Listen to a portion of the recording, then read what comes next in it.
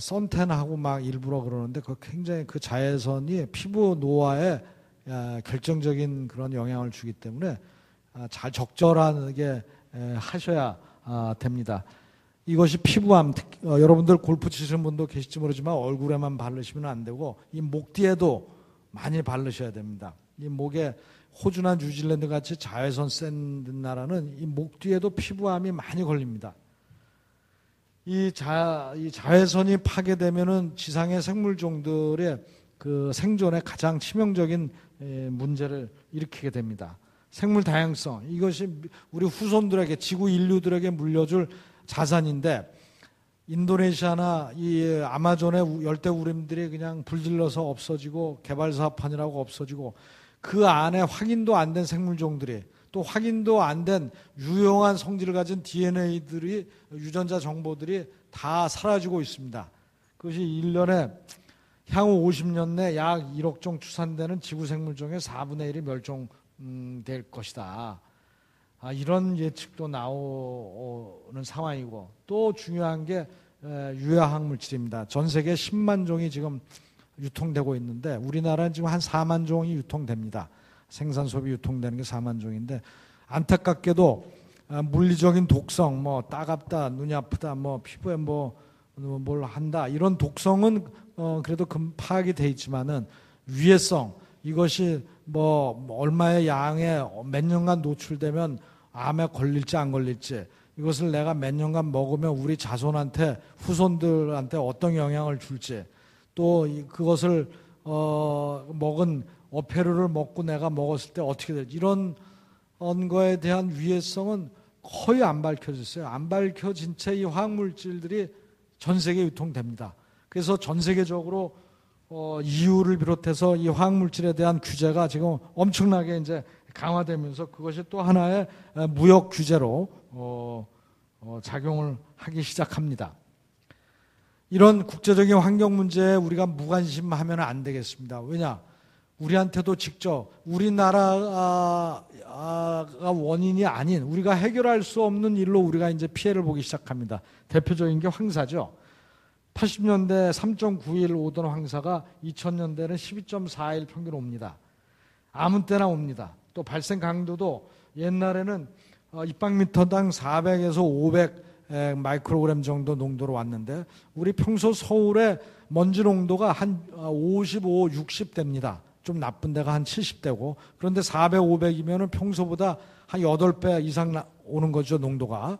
그런데 심할 때는 여러분들 가끔 2002년도에도 그러고 2007년도에도 그러고 학교도 휴교하고 그러지 않았습니까? 그때 농도가 최근에 2000, 3000, 그러니까 옛날에 농도의 한 5배 가까이 이제 농도가 옵니다.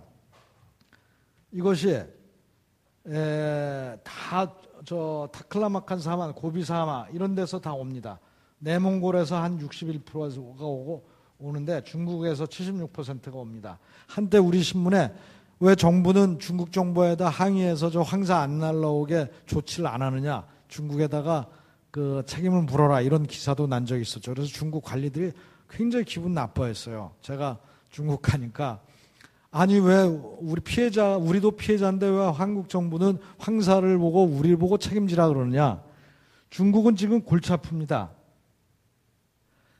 이렇게 가까이, 그 먼 타클라마칸 사막에서도 3일이면 우리한테 옵니다. 근데 여러분, 아까 우리가 2000, 3000 마이크로그램 농도 우리 휴교하지 않습니까? 비행기도 못 듭니다. 그때 북경은 농도가 10,000이 넘습니다. 10,000 마이크로그램. 그러니까 여러분 텔레비 뉴스에 북경 시민들 비닐봉투 쓰고 다니는 거 텔레비에 나는 거, 오죽하면 황사 때 비닐봉투를 쓰고 다니겠어요. 이렇게 다른 나라의 국경을 초월하는 이제 환경 문제가 이제 남의 일이 아니죠. 예를 들면 우리나라 대기오염에 산성비 원인 물질이 되는 대기오염에 저희가 모니터링을 계속 해보니까 바람 방향에 따라서 한 8%에서 40% 사이가 중국에서 날라옵니다. 그러니까 평균 한 25% 되는 것 같아요. 더 밝혀 연구해 봐야 되겠지만, 이제 중국의 공업화가 심화되면 더 많이 날라올 겁니다. 그거 중국한테 책임을 물어야 되는데 우리가 책임을 물을 수가 없어요. 왜냐하면 일본 애들은 우리보다 더 먼저 몇십 년 전부터 모니터링 해갖고 일본은 어떤 연구 결과를 내놓고 있냐면 자국의 대기 오염의 50%는 자국산인데 일본산인데 50%는 외국산이다. 근데 그 중에 반은 한국산이고 반은 중국산이다. 그러니까 일본의 대기 오염의 25%는 우리나라에서 가는 겁니다. 그러니까 우리나라가 중국에 너 책임져라고 손해배상하는 순간에 우리는 중국에서 못 받는데 일본에서 바로 우리한테 그게 책임지라고 날라옵니다. 그래서 이 환경 문제라는 것이 어느 한 나라만의 노력으로 해결하기가 어려운 이제 문제들도 발생하기 시작하고 아까 말씀드린 지구 차원의 그런 환경 문제도 여러 나라들이 이제 같이 풀어가야 될 이제 문제들이 된다 하는 뜻에서 대표적으로 황사를 여러분께 말씀을 드렸습니다. 이 농도 한번 보십시오. 북경은 아예 앞에 안 보입니다. 2002년 그때 1000 ppm, 1000 마이크로그램 넘어갈 때입니다. 그래서 이런 지구 차원의 환경 문제를 해결하기 위해서 국제적으로 여러 노력들이 있었는데 이게 다 이정표가 되는 세계 사적인 어떤 중요성을 갖고 있는 해고 그것이 연도들입니다. 72년에 스톡홀름에서 유엔 인간 환경 회의가 열리면서 습지 보존의 람사 협약, 또 해양에 막 버리는 거 막는 런던 덤핑 방지 협약 등이 이제 체결이 되고 그 유명한 92년도 리우에서 세계 정상들이 모여서 기후변화 협약과 생물 다양성 협약을 체결합니다. 또 그 10년이 되는 2002년에 요하네스버그에서도 세계 정상들이 모여서 지속가능 발전 정상회의를 엽니다. 그 사이에 사막화 방지 협약이니 여러 중요한 국제 협약들이 맺어지면서 지금 전 세계의 국제 협약 중에 반 이상이 환경에 관련된 협약입니다. WTO에서 체제가 출범한 이래 이제 무역을 억제하는 그런 규제는 이제 할 수가 없지 않습니까? 그런데 환경을 이유로 한 자국의 환경을 지키기 위한 어떤 규제는 WTO 하에서도 인정이 되고 있습니다. 그래서 자기의 선진적인 환경 기술을 앞세워서 지금 선진국들은 환경 장벽들을 이제 치기 시작합니다. 이제 두 번째로 이제 오늘의 주제 중에 하나인 기후변화 문제를 이런 순서로 한번 살펴보고 그동안에 어떻게 각국에서 주장해 왔나, 앞으로 대응은 어떻게 될 것인가 한번 보겠습니다. 1800년대 초부터 이렇게 상승해 왔습니다. 근데 상승 기울기가 점점점 세집니다. 20세기 들어서 1900년도부터 이런 기울기로 올라가다가 최근 25년에는 이런 각도로 상승합니다. 그래서 지난 100년간 0.74도가 상승했는데 지난 25년간에는 0.45도, 지난 100년에 비해서 2.4배로 올라가죠. 점점 스피드가 가속화되는 거죠. 또 1850년이라 가장 더운 12년 중에 제일 더운 12년이 최근 12년 중에 11년 11번이 제일 더운 해였습니다. 또 해수면 상승도 연간 1.8mm씩 되고 북극이 녹는 속도도 최근 2년간에는 그 전보다 10배에서 15배로 증가하고 있습니다. 확 빙하가 지금 녹아내리고 있는 거죠. 남극 평균 기온 상승 속도는 지구 평균 0.74도에 비해서 6배나 됩니다. 이것이 이제 모델링을 했는데 IPCC가 이제 저게 무슨 민간 기구가 아니고 Intergovernmental Panel on Climate Change인데, 그러니까 유엔 산하의 정부 간 패널입니다. 기후변화에 관한. 거기서 공식으로 수천 명의 전 세계 정부 공무원과 과학자들이 참여해서 만든 결과인데 이게 이제 현재 관측값입니다. 온도가 올라가는. 근데 인간 활동을 빼고 그 태양열이라든지 무슨 지진이라든 화산이라든 활동이라 이런 것만 넣어서 해본 값이고 요거는 우리 관측값에 요 빨간 거는 인간 활동까지 넣어서 한 모델링 값인데 거의 일치합니다. 그래서 인간 활동 포함한 시에 관측값이 거의 일치한다.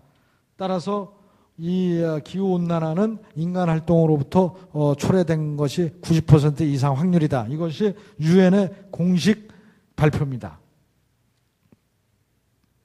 한때는 교토 프로토콜에서 미국이 클린턴 정부 때 참여하다가 도로 부시 정부 때 탈퇴하면서 부시 정부가 뭐라 그랬냐면 두 가지 얘기를 했죠. 하나는 과학적으로 입증이 안 됐다. 두 번째는 이 한국 등 선진 개도국들이 참여하지 않고는 효과가 없다. 그래서 우리를 걸고 들어갔죠. 굉장히 겁나는 거죠. 이제 미국이 들어오기만 하면 우리는 이제 한국도 들어와라. 너네가 참여 안 하면 세계 10위권 경제 대국의 온실가스 배출량 세계 10위권, 증가량 세계 1위, 한국 안 들어오면은 이거 실효성이 없다라는 것이 이제 미국의 입장인데, 그때 부시가 한국 등 선진 개도국이 참여 안 하면 효과가 없다 그러면서 탈퇴를 했는데, 그 과학적 증거가 없다 두 가지 이유를 들어서. 근데 그 전부터 많은 연구를 했습니다만, 이제 유엔에서 이제 본격적으로 이제 IPCC를 통해서 이제 이런 연구 결과가 나온 거죠. 그래서 우리나라가, 근데 문제는 우리나라는 지구 평균의 2배, 지난 100년에 1.5도가 올랐습니다. 해수면 상승은 지구 평균의 3배입니다. 지난 40년간 제주도 기준으로 22cm가 지금 높아졌습니다. 이게 앞으로 그러면 어떻게 될 거냐? 이제 IPCC에서 지금 현 체제로 가면 2100년에는 6도 넘게 올라갈 거다. 근데 이 화석연료를 사용하면서 계속 우리가 기술 개발해서 저공해화 시켜도 4도씨 이상을 올릴 거다. 그러니까 이렇게 갖고는 되겠느냐? 이제 신재생 에너지를 비롯해서 이제 환경 친화적인 에너지 시스템으로 가고, 이 화석연료 사용을 줄여야 된다는 것이 이제 이 골자가 되겠습니다. 우리나라 보면은 온도가 71년에서 100년 평균값 대비해서 앞으로 추산입니다. 2008년 되면 5도가 오를 것이다. 강수량은 15%가 늘을 것이다. 지금도 이제 강수량이 많이 늘었지만은 또 해수면은 50cm 이상 상승할 거다. 이 겨울은 현재 110일에서 지금 이렇게 늘어나고 있습니다. 90년대에 16일이 늘어났는데 2000 몇 년인가요? 이게 안 보이네. 2090년에는 45일이 늘어나고 겨울은 반대로 63일, 117일에서 63일로 이제 줄어들 거다. 이런 이제 전망이 나오고 있고, 현재의 우리는 온대 아닙니까? 거기서 이제 난대가 중부까지 이제 올라오고 4도씨가 상승하면은 남해안 지역은 아열대로 변하면서 대부분 난대 기후가 될 거다. 평균 기온 6도씨 상승할 경우에 현재의 산림생물종은, 우리나라의 산림생물종은 멸종할 거다. 이것이 전문가들의 예측이고, 그러면은 비가 많이 오고 온도가 높으니까 벼는 더 자라자 수확량이 높아질 거 아니냐. 병충해니 뭐니 해서 한 15%가 감소할 할 거다. 이것이 전문가들의 예측입니다. 여러분들 그 조용필의 킬리만자로의 표범인가 그 노래 잘 아시죠? 킬리만자로입니다. 70년, 2000년. 저는 여기에 2005년인가 갔었는데, 2005년에 갔을 때는 이건 다 없고 여기 동그라미 하나, 여기 동그라미 하나 이렇게 있더라고요. 5년 사이에. 요 바로 밑이, 여기가 요 숲이 요게 동물의 왕국입니다. 텔레비에서 나오는.